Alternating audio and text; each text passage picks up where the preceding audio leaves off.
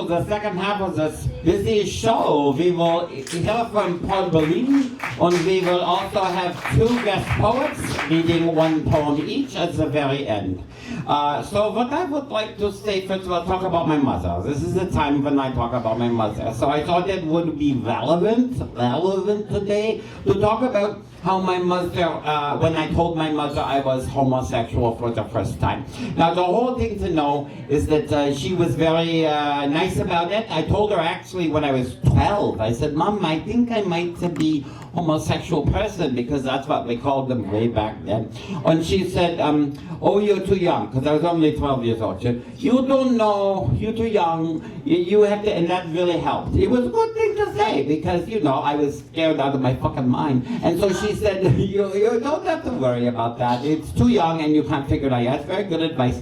But then, when I finally was a gay man, that was way back, late. I was like 28 or something. I come and I invite her to lunch, and I sit her down in the restaurant, and I say, there's something I have to tell you.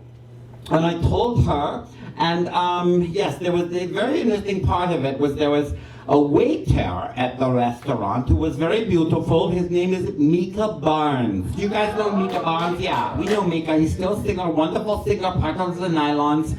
And I know Mika. I knew Mika at the time as actor. And he was serving us, so that's part of the story. So after I told my mother, she was so accepting, you know, she was nice, mother. She was like, oh, Sky, that's fine, but very much Sky, you know, I worldly, you know, a sexual woman. My mother was very open. And you know, I have no problem with this, and that's fine, everything is okay. So I thought, oh, everything's okay. Now I have to tell my father. That's a whole other story. So anyway, I thought everything fine. And then she says, just fun. I put this in a play already, so some of the guys, you know this. But then she turned to me after the luncheon, and she said, Sky, I go, yes, she says, do me a favor. And I said, yes. She said, don't you ever do what you did today at lunch. I said, what are you talking about? She said, don't you ever, you were making eyes at the waiter. And that's what we used to call it in my day, is making eyes, and never when you are with me will you ever make eyes at the waiter again. And I'm not even doing it with the amount of fierceness with which she said that. I was so, fucked up by that. I was like, mother, on one hand, you like everything fine. But then on the other hand, I can't make eyes at the waiter, so what the fuck is going on here? Anyway, so that was that. And then later, it was very much about, I noticed that she would say things like, you are an alcoholic, because you, I am my therapist says, don't laugh at me. My therapist say I'm not alcoholic. I asked my therapist several times. I have the therapist seal of approval. I still have therapists. They say I'm not alcoholic. But anyway, she thought I was alcoholic, but my mother was alcoholic. So she looking at me through the alcoholic eyes, you know what I mean? So anyway, she said, the reason you're an alcoholic is because you're gay. And I thought, oh, Jesus. Yeah, I'm just alcoholic if I am one, because I like the blues. Nothing to do with being the gay thing. Right, she said all of that stuff. And basically, that was the other thing I wanted to tell you, was that she thought, she kept indicating that she kept saying, it's not my fault. It's not my fault that you are gay. And I'm like, well, you have to do all the explaining and say, Masa, it's not a fault thing, because it's good. It's happy thing that I'm gay, not bad. And she would, anyways, that was interesting. And the final thing I'll tell you about my mother and the gay thing was that before she died, she was a mess. I loved her very much, but she was just sinking away into alcohol. And she said to me, and I went to her house, and she always had my books, like Sky, he written these books, right? So I had all these books that she had, and she used to have them on the shelves, right, in the house, and I would look at them, and I go, oh, I wrote these books. My mother has them on the shelf. Makes me feel good, right? So I looked at it, the shelf, there's no books on the shelf. And I said, Mother, where did my books go? And she was kind of out of it at the time. She said, oh, they're above the fridge. So I go into the kitchen, and I open the cabinet above the fridge, and completely wrapped in plastic is my books. So anyway, that was to me very interesting. Somehow she thought at this late period in her life that my books should be wrapped in plastic above the fridge, and somehow she was safer. Okay, that's all over for now, but you'll hear more about my mother, I promise. Yay, mother! People hearing more, but I keep her alive. You know what I mean? Like, for me, it's keeping her alive. I love her, I hate her, but what can I say? I'm the product of her.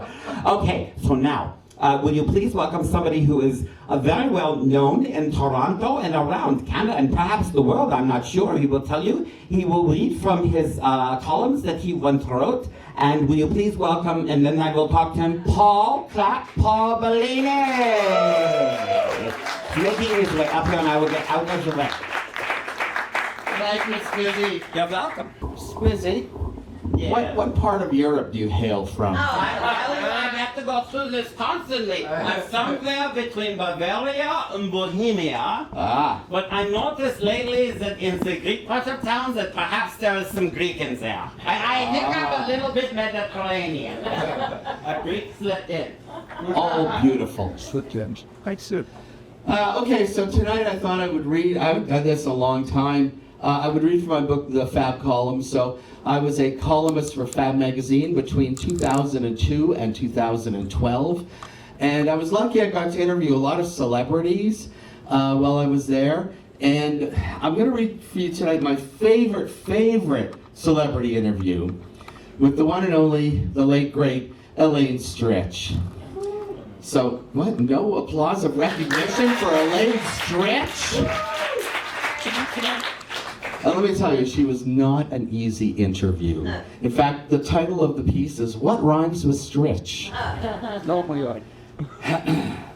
Elaine Stritch is a Broadway legend, boasting a lengthy biography filled with ups, like Tony nominations for Bus Stop, Sail Away, Company, and A Delicate Balance, and downs, mostly alcoholism. The 78-year-old star was preparing to bring her one-woman show, Elaine Stritch at Liberty, to Toronto, and I was assigned the task of interviewing her by phone. The conditions were less than ideal, as she would only consent to an interview to be held at midnight on a Saturday from her suite at the Grand Hotel in Minneapolis. The publicist explained that Elaine would be off stage by then and ready to talk. I was at home conducting the interview after a night on the town, and to be fair, I could have been more prepared with my line of questions. But still, this is the transcript. Hi Elaine, it's Paul Bellini from Fab Magazine. Hi Paul, how are you? I'm good. How was your show tonight? I'm not playing this week, Paul. We don't open till Wednesday night. Where's that? Where are you right now? I'm at the hotel. Oh, okay, so when do you bring the show to Toronto? We go to Chicago next week, then we have a week off, then we bring the show to Toronto, so about the third week of June, something like that. What can you tell us about the show? Well, it's very hard for me to tell you what this show is, because it's a highly emotional experience. It's a part of a lifetime. It's very right for me, because it's my life. I've never been asked that question in all the interviews I've ever had. Oh, really? So it's a tough one. The show is about me, and it's about the theater, and it's about romance, and it's about relationships. It's about the tragedies, it's about the highs and lows, a composite of what makes up my life. And it's set to music, naturally, because I've done musical comedy, I've had a lot of music in my life. I've hung my life on the shows that I've done, as straight plays and the musicals. I think my attitude towards what's going on in this world of ours is embodied in that 2.5 hours up there, and it's a pretty intimate evening with me. When did you first think you wanted to do this show? Oh, I thought about it for a long time, but just thinking about it made me tired. To squeeze your life into 2.5 hours and you've lived a good many years I have, it's tough. It's a tough job. Greatly satisfying, rewarding in so many ways, but anything worthwhile is not easy. We all know that. Would you say it's your favorite show that you've ever done? No, I would not. What is your favorite show? Any show I'm involved in is my favorite show. Whatever you're doing at the time? You got that right. So, have you always had positive experiences? What kind? No. Are you crazy? Are you crazy? Well, I think you're putting me on a little bit. But there are a lot of autobiographical elements in your show, right? I mean, can you give my readers a little teaser? Darling, I don't think it's the kind of show you can give teasers on. I really don't. This is a show about a woman who has lived her life in the theater, and it's had the extreme highs and extreme lows, as Stephen Sondheim put it, good times and bump times. And I don't hold anything back. I tell everything exactly the way it was and is, and I can generally tease an audience if we need to do that in Toronto, but I'm not going to quote for my show. I sing a lot of songs that people would like, would dig, and I'm not going to tell anything about the show except exactly what it is. But quotes or anything like that, no way. Okay, do you worry about any consequences? You know, like legal actions or anyone being offended or anything? Oh, no, I don't offend anybody. I don't think the truth offends anyone. What's the long-term future? Are you going to keep touring it? No, I'm not going to keep touring it. I'm going to end the tour at the end of July, and then I'll do it from time to time when the situation is attractive. I love to do it at colleges. I think that would be an excellent idea. Would you consider filming it? I beg your pardon? Would you consider filming it? It already has been filmed. HBO has done a documentary about it, and it's going to be shown in September. Oh, do you have a favorite composer? No, I don't think so. Favorite show? What kind of show? Of the many roles you've done. I answered that question. Oh, okay, right. I really mean that. I'm not being smartass with you. I really enjoy whatever I'm doing at the moment. I don't have a favorite show. I honest to God don't. Well, I really enjoyed you in that Woody Allen movie, September. Yeah, that was a good movie. What kind of experience was it? It was a wonderful experience. I love working with Woody. It's a wonderful film. I'm glad you enjoyed it. I enjoyed doing it. Yeah. Apparently, you've done some soap operas in the past. I did a soap opera once because when my husband died. We had just gotten back from living in London for 13 years, and I needed insurance. I did the first job I could get my hands on so I could gather some insurance for John. I did, I forget the name of it, Edge of Night. I played the nanny, and it was a wonderful part for me because I didn't have to wear any makeup, so I took it. I thought, this will be a cinch, just wash my face and go to the studio and act a little bit. I guess it's really different doing a serial storytelling type thing compared to a show where you're performing the same thing. Not really. I consider this the part that I'm playing. Just so happens the part is me. Do you ever get tired of doing the show? No, I don't. I get tired physically, but I don't get tired in the sense that I think you meant. So where do you get all your energy? I have no idea. I just take care of myself, and if that feeds into it, and I'm sure it does. Well, what exactly? Do you drink a lot of water, that sort of thing? Well, I suppose that's part of it. But it's a very funny thing to zero in on. What is your name? Paul. Paul, right. This is a peculiar thing to zero in on. Well, I've been drinking a lot of water for the past few months. Good for you. You can't do anything better for yourself. Drinking a bit of water is great, but I exercise, I watch my diet. I'm a diabetic, so I have to live very close to the rule book. But I think energy is an emotional thing, far more complicated than something you get from drinking water and exercising. You know what I mean? Energy is innate, emotional, passionate thing. Are you looking forward to coming to Toronto? Yes, I am. How's the SARS situation there? Well, I don't really see that much of it downtown. I wouldn't think so. Do you have any worries about being here yourself? Of course I do. Don't you? No, actually, I really don't think about SARS very much. I see. Well, that's good. That's very good. I'm glad you don't. Certainly, you asked me if I worry about it. Of course I would worry about it. Were there any problems insuring your show? Insuring? You know, because of SARS. I know that some big shows coming to town had to be canceled because they couldn't afford the insurance.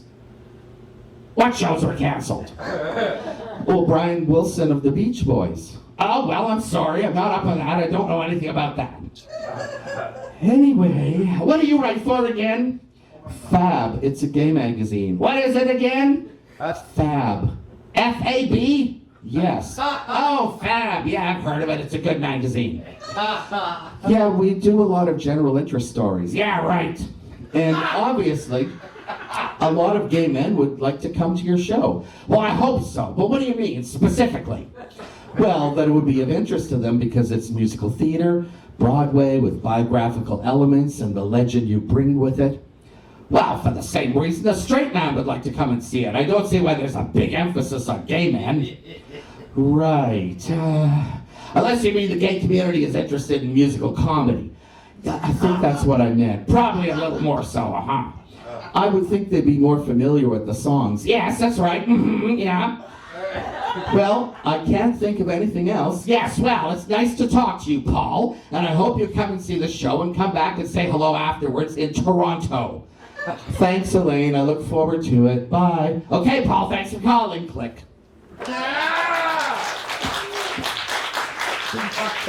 That was for me 13 minutes of living hell. And I just relived it.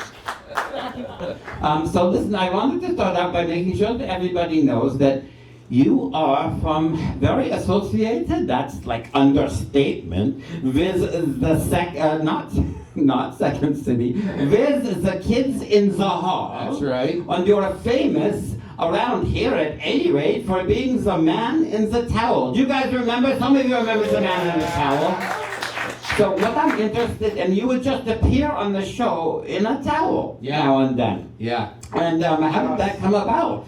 It was Mark McKinney's idea of a joke. He thought it was hilarious because I told him I went to the Romans 2. Remember the Romans 2? Oh, I remember it's a bath house. And Mark said, oh, tell me, what do you do? And I said, well, you put on a towel and you walk around peeking into rooms looking for men to have sex with. And he laughed his head off. And then 2 days later, we were trying to come up with a prize for this contest, and he said, I think the prize should be Bellini in a towel. And I said yes right away. I thought it was a great idea. Oh no, it was absolutely, and that's Mark McKinney. I can hear him as a straight guy going, with straight people with the bathhouses, they're always so fascinating. Oh, yeah. I remember before I came out, that was my big fantasy. I get to go to a bathhouse, and it lived up to every single fantasy in my view. But the women sometimes say, oh, I wish I had a bathhouse. So why don't I get one of those? You know what I mean? But listen, so now, what exactly was your not relationship? But what you do? You a writer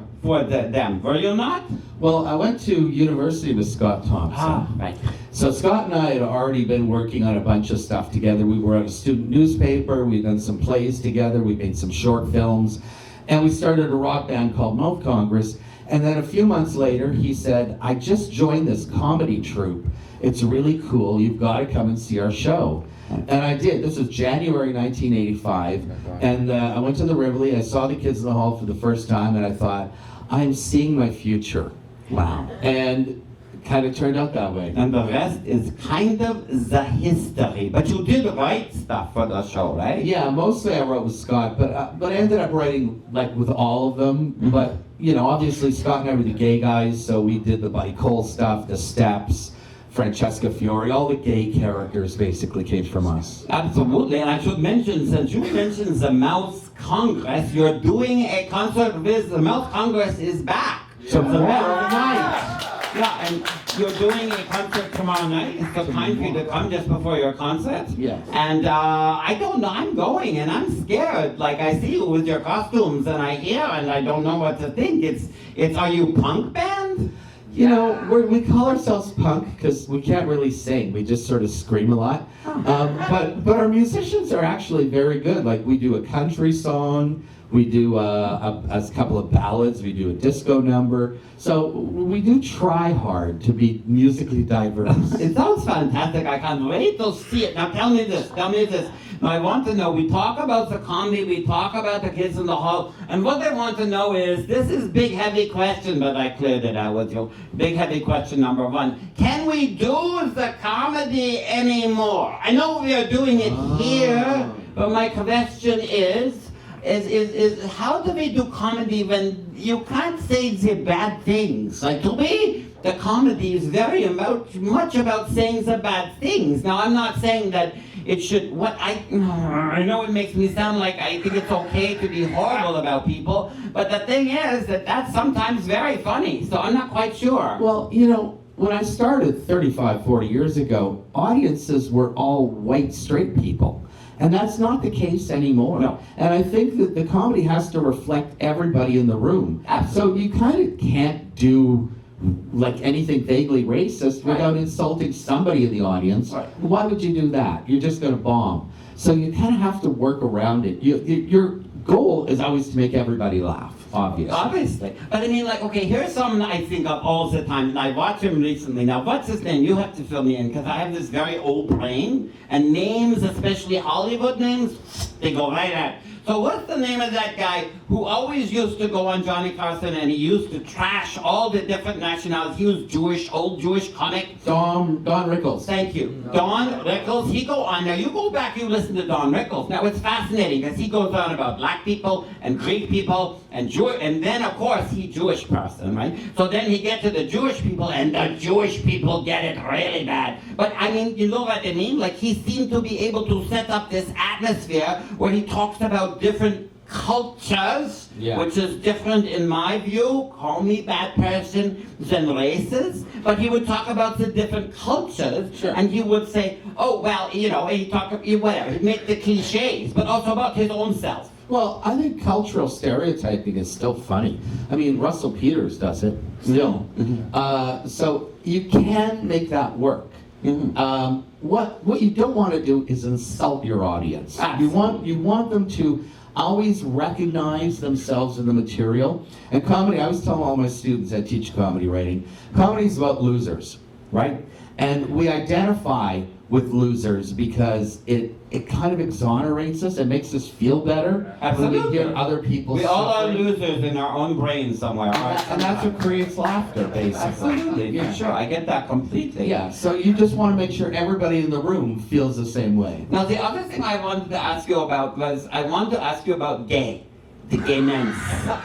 And you, like me, you're probably not as old as me, but you're sort of a person who's been around the block once or twice, or been, as Tennessee Williams used to say, you've covered the waterfront, right? You covered the waterfront. So we've both done that. So my question would be, where are we now, these gay men? What state are we in? Like, what do you think it's like now to be gay men, and how is it different from being gay men when we were young? Well, I think in the old days we were on our own, and we still are. I hate to say it. Sometimes I feel marginalized for my own community.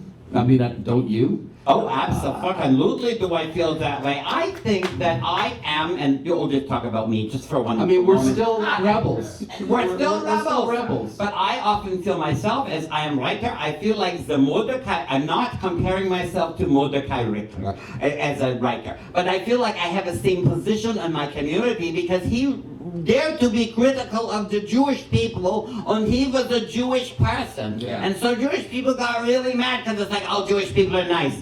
I can't tell you, everybody's not nice. There's bad people, horrible people everywhere, right? So he got in trouble for that. So I do the same thing. I write plays. Sometimes you've seen some of them, probably. Sometimes my gay people in my plays not so nice. You know what I mean? Because some gay people aren't so nice. What do I say? But you know what I mean? That's part of showing the whole picture. But here's the thing. Back in the 70s and 80s, and the 90s, we were the original rebels. Absolutely. So now, I mean, we kind of still are. Well, I feel that for sure. Now, I will tell you that I had trouble personally with my book. I wrote this book called Sad Old Faggots, a novel. Sad Old Faggots. They wouldn't put it on the website because it had the word faggot in it, right? And it's like, oh, they're trying to be all correct and everything, but it's like, well, that's my experience, and we know that the N-word can be used by people who are of black people or people of color. And so it's, why can't I use the F-word? Like, what's the problem with that? Never. Thank you. I proud faggot. But it's like, you know, the term of abuse that you take. But I would just say that, again, this notion that everything is fine and we are all sorted out and there's no more homophobia, it's just not true. No, it's really not true. But, like, I just kind of ignore everybody else. I don't know about that's you. A good idea. I don't give a flying fuck. Like Pride's coming up. I have almost no relation to most of the rainbows. I really don't. But I'll still, I mean, I live in the neighborhood. I'm still going to go out and walk around. Absolutely. But it's not the same. It doesn't mean the same thing it meant to me in the 90s. Yes, well, it's really important when we were still being killed by AIDS. Absolutely, absolutely. And I think people forget I mentioned this once before in my last interview, but people forget the effect that AIDS had on us. And I will say it one more time because people don't remember this, but we've never had a generation where there were old gay men. It's just happening now that some people are old like me who should have died of AIDS because I was through that period like so many gay men, but somehow I didn't. Yeah. So what those role models that we had, those mentors, a lot of them went away. Very sad, right? And people forget that. Never mind the fact that unfortunately I think that there's a certain I don't know about Puritanism especially among the gay men. Like, believe it or not, they have a tendency to be a bit Puritan sometimes. I hate when people use the word genocide to describe everything. Fucking AIDS was genocide. Absolutely. It was just unforgettable time when you just turn around and someone died. Never mind. Proud Lives, there was like 5 pages an extra of recognizable faces, people you knew from bars, and he died? Like, he's 29. You know what I mean? Like, that was constant. Every 2 weeks there was a death toll. And the other part of it was that it was about blaming them for their dying. Right. Like, that was they the part did it to themselves. Well, I mean, it's one thing to be sick. It's another thing to be told that you brought it on yourself, and it's all because you're a bad person. Anyway, so I'm going on about this because people talk about it as if AIDS just was a thing. It was over. And then whatever, and in fact, it scars you. I'm just, not me, but the whole community. Well, we're still dealing I don't know with about you, but it kind of completely ruined my early sex life. I was totally afraid to do anything. Oh, well, I think it probably, the weird thing with me was that, now it gets very graphic. But I didn't like the being shall we be nice and say being the passive partner in the anal sex? I did not like that. And so that meant that part of the reason I'm alive is because of that. But all those guys who like to be the passive partner in anal sex, why do they have to die I and be want to blamed? give you credit for one thing. What? You coined the phrase safe sex slut. Oh yes, thank you. I forgot about that. Yes, and that is so important because it made you realize not all sex had to be penetrative. Yeah. Like, you could do a lot of dirty things standing up. Well, do you know what my boyfriend calls me? He gets very irritated with me quite often. And he says, you know top, you know bottom, you side. Have you ever heard of that expression before? You side. And I go, okay, I'll just take any classification. Me don't care. So listen, we have 2 other poets we're going to bring up, but I want the audience to thank you very much. And I want to thank you so much, Paul. Really, we have, I hope, a really good time about something that people will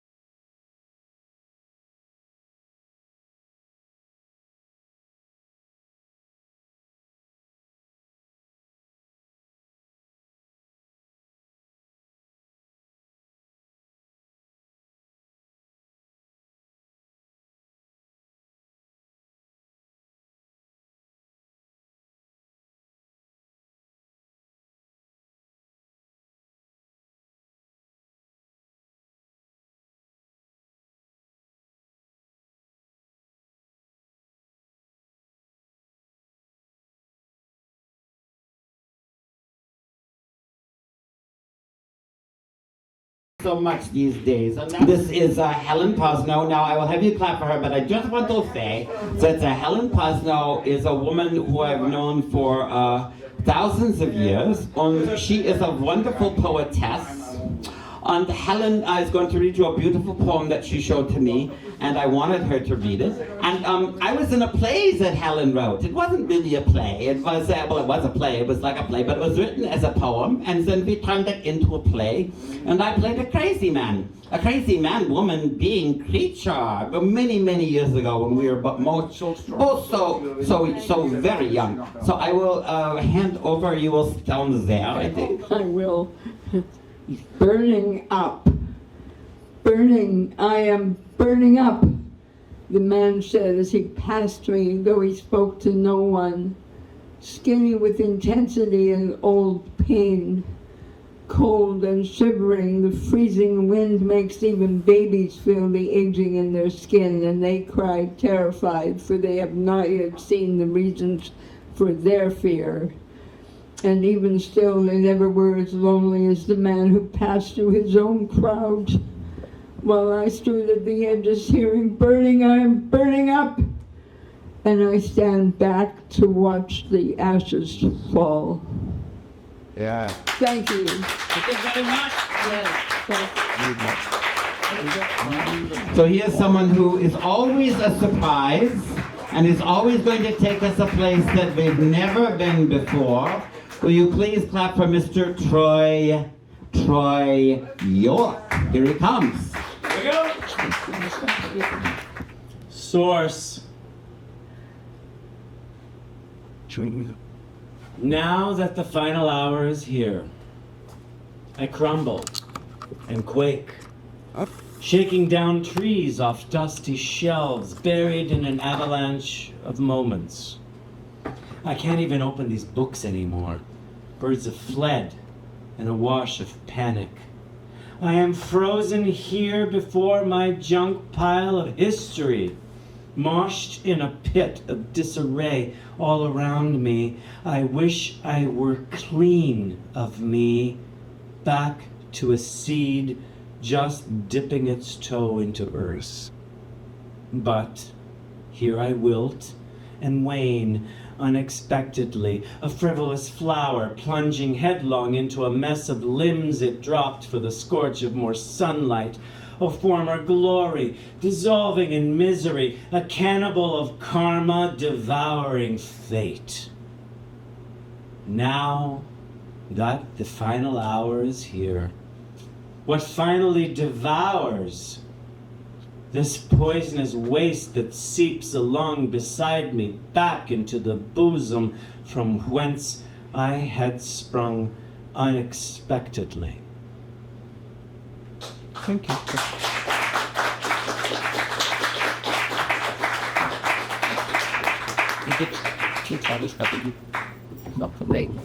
Thank you very much. So we have a little bit of the dark side, but it seemed to somehow mirror the kind of conversation I had with Paul at the end, which was getting very dark, and that's okay, because life isn't all just fun, and sometimes it's dark, and that's why we are alive. We know we're alive and not dead. Will you please clap for all of us, and I'll see you at the next